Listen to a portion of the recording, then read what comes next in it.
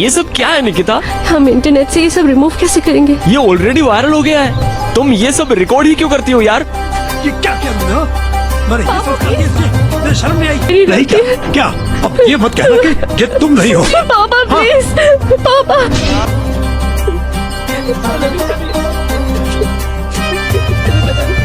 भाई मुझे मिल गया।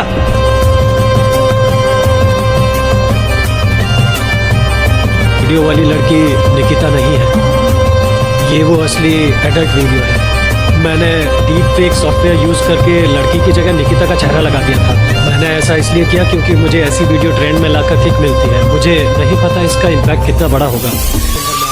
निकिता